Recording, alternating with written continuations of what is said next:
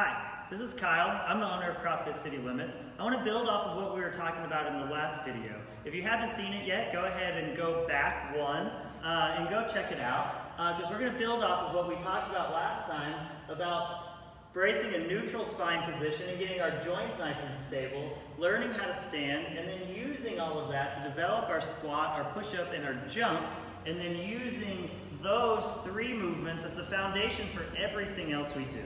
We call it skill transfer, and what we want to do is create motor patterns where our brain talks to our muscles in certain ways. We want to be able to leverage these motor patterns that we strengthen and get better and better and better at over time into making us better at a whole bunch of things. So we're going to start with the squat. So we're going to start with our feet just outside shoulder width. Just like the last video, if you have the opportunity to stand up and do this with me, go for it. If not, you can practice this later on your own. So we're going to stand with our feet right under our hips, and then we're going to get set just like we would when we're standing. So I'm going to start by drawing my lower abs in. I'm going to hold a Kegel. I'm going to squeeze my butt cheeks. I'm going to twist my feet into the floor, keeping my weight evenly balanced. My rib cage is down. I'm standing tall. I'm going to rotate out the shoulders a little bit. So to brace the position, this is how we flex, and then I'm just going to breathe into my lower abs to create some abdominal tightness there, okay? So for the squat, what I'm then gonna do is keeping my weight center and keeping my muscles flexed in the way we just talked about. I'm gonna send my hips back a little bit, but without shifting my weight back. I'm gonna send my hips back a little bit, and then I'm just gonna squat down, okay? And then back up. So what we're looking for is, can you hold this brace position the whole way? So if we do a 2-inch squat, and go right here and pause, what should we be doing technique-wise? I'm here paused. Technique-wise, I should be drawing my lower abs in, holding a Kegel, trying to squeeze my butt cheeks. It'll be a little harder because I'm bent at the hip now, but I'm going to be able to flex those muscles. My weight should be even on my feet, twisting out. My rib cage is down, I'm standing tall, and I've got my shoulders nice and stable. So I can pause at any part of my squat, and I can answer the question of what should I be doing with my body, where should my knees be, what should my back be doing, just based on how we stand. We can then use this information later on to keep building more and more complicated movements.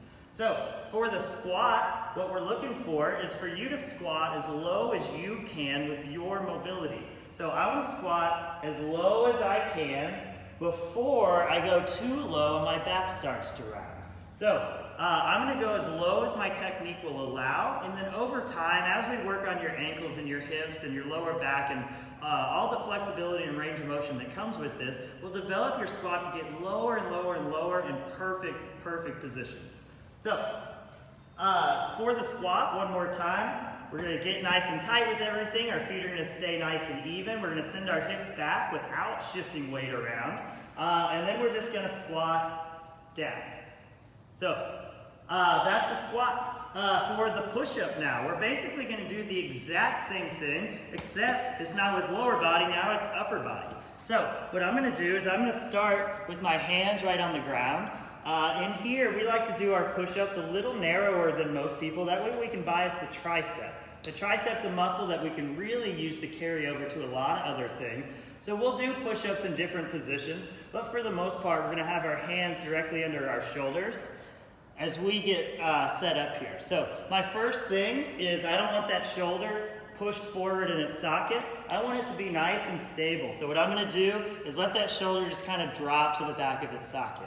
From there, I'm going to twist my hands into the floor. My hands aren't actually going to spin. It's just like my feet in the squat. But my elbow pit, what you'll notice, will be facing forward. This is going to create a lot of torque in my shoulder. That way it can stay put. And then as I'm moving and doing the push-up, it can't jump around and do all of these things. So with my shoulders back and twisting in, now we're going to take care of the rest of our spine position. So up on my toes, I squeeze my butt cheeks, draw my belly button in, hold a Kegel, my rib cage is down and I'm extending up. I'm going to keep twisting into the ground. As I go all the way down to the ground, I'm going to let my back move as one piece as I press back up. To show you from the side, so I'm going to get set up, my shoulders go back, I'm going to rotate in. nice and tight with everything. And then my back moves as one piece as I go down. We have a lot of ways to scale things in here, so we like to use what's called a banded push-up. It's something you'll learn as you go through classes here at CrossFit City Limits, but we also will use the knee push-up at times. So if we look at the knee push-up just real fast, I'm going to get set up in the exact same way, and I'm just going to drop my knees down to the ground. Send everything forward as I go down. So one thing we're really looking for in the push-up is when you're down at the bottom, are your forearms straight up and down, perpendicular with the ground. A lot of times we see people's hands get a little too far out, so we just want to make sure those hands are back, those forearms are straight up and down to give us good leverage to press, but also gives us good transfer to other things.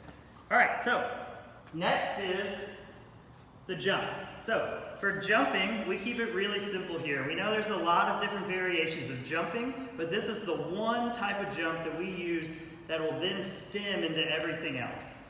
So we're gonna have our feet right under your hips, butt tight, belly button drawn in, hold your Kegel, twist your feet, ribcage down, stand tall, rotate the shoulders. Now we're gonna stick our hips back. We're still twisting into the floor. I'm trying to keep my shins vertical, and I'm at about a 45-degree angle here. Hands back. This time they're rotated with my palms up. Then I'm going to swing my hands as I jump. So it's pretty simple. We're looking for vertical shins at about a 45-degree angle. Now you might have seen things in here like a kettlebell swing, a clean, a snatch, some more weightlifting things that might look like they might not be functional. So we use this jumping position over and over and over again. So if I get into my jumping position, and then I widen my legs a little bit and grab a kettlebell and put it between my legs, all I'm going to do for a kettlebell swing is do my jumping motion, jump, and then the kettlebell is going to go up. So now kettlebell swings isn't this arm move just to get us out of breath. We're going to get out of breath by doing kettlebell swings, but now we're doing kettlebell swings in a way that's actually going to transfer back into our jumping. We have more complicated movements we do with barbells. Basically, it's just bring the barbell up, get into a jumping position, jump the bar up, and then we'll pull on it and do some other moves. But everything stems back to these things. So, just to recap, if we learn how to stand the right way, that's going to be the way we brace for the squat, the push-up, and the jump. If we're doing a push-up and we see the elbows coming out, then we know when we're doing overhead presses, which is the exact same as that push-up motion, we're going to see that elbow flare out. We know if we have a little bit of an issue going on with one of these three things, then we're going to see that issue get bigger and bigger and bigger as you get more stressed out, as you get more weight, try and move faster, or as the movements get more and more complicated. So what we're looking for is just to piece everything back together, simplify it back to the basics of the squat, the push-up, and the jump, stabilize, and once we learn how to do that, we've got a foundation to get really, really good at a lot of other things. So stay tuned, and we'll talk in the next video a little bit more about how to take the squat, push-up, and the jump, and actually start seeing what that looks like as we make other movements out of these. Talk to you soon.